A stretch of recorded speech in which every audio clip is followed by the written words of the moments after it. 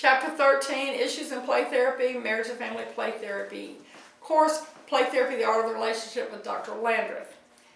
Confidentiality. Young children typically are not concerned or afforded confidentiality, but they still need to be informed in language they understand that it's a safe, private, confidential time. Older children who are more perceptive, more socially aware, might be very concerned about what is shared with their parents or their teachers or other people. Children's artwork should not be displayed because the art may be very sensitive and personal to them, and that's a violation of their privacy. Just like you wouldn't hang a transcript of the counseling session, you should not hang their artwork or repeat their exact comments or specific play behavior. There's a way then to share, we talked about this earlier, to share discreetly, but honestly, behaviors. Confidentiality is a very difficult issue in working with children. The parents are legally responsible, they pay the bills, but you sometimes have families who come in who are problematic, who've been referred by DFACS. Family and Children's Services, they have to be protected from potential physical harm for themselves or others, from beatings, from emotional devastation because the trust has been broken. So it's very much a call to make at each time, whether to participate in the child's play or not. The attitude of the therapist is a crucial variable.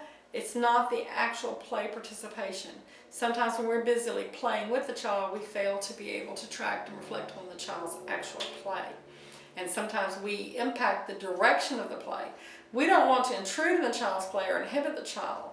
And that sometimes can impede the therapeutic relationship.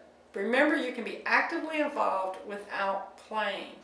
Keep the child in the lead, the child in view, an adult therapeutic role in that we are not the playmate, we're the counselor, appropriate boundaries through limit setting.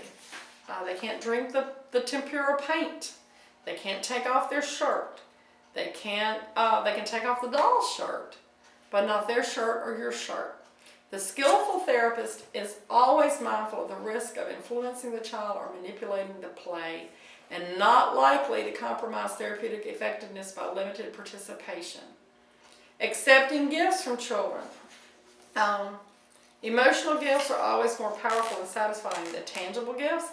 If they draw you a picture, if they picked you a flower, if it's Christmas time and they bring some cookies or a potted plant, that is something that you have to look at.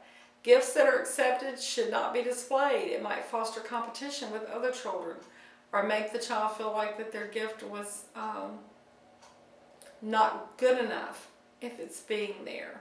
Accepting a gift probably is most easily dealt with a blanket rule of no gifts that are purchased, but you can make things for me if you would like. And you can say, I really appreciate your gift, but I would like for you to have this, or be able to put it in a common area. If it's Christmas time and they're giving gifts to their teachers and then you refuse the gift, it can be very confusing and hurtful. There's no hard, fast rule. A sensitive, empathic therapist should be able to handle the situation with a minimum of frustration by using best judgment. The timing of the gift, the nature of the gift, the implications of accepting or not accepting the gift. Do you give the child a reward at the end of the session or a memento at termination?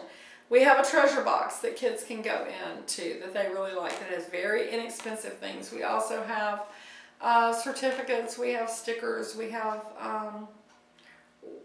different little rewards sort of things. But the idea is that we teach them that the best rewards are intrinsic versus extrinsic. Asking the child to clean up.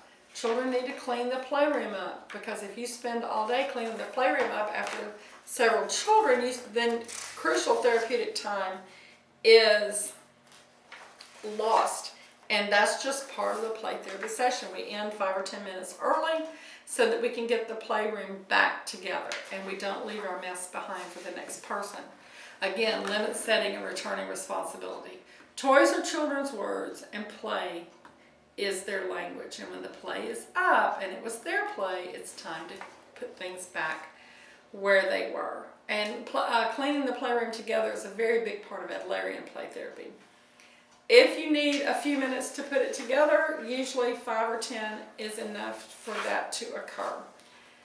Informing them the reason they're in play therapy. It's non-prescriptive. It's non-pathological. It's non-diagnosable, typically. Why do you think you're here? What are some things that have been going on? What do you want to work on? What are some things that are important to you? What have your parents told you? What have your teachers told you? What have you heard? Bringing a friend is typically prohibited. Not from every theoretical approach, but it's child-centered and it's lost with a friend. It's not a play date, it's a play session. So, inviting parents and siblings depends on your theoretical orientation. With filial play therapy, it's very appropriate. Other types of play therapy, not so much. So each decision has to be handled as we come along. So that's the end of chapter 13.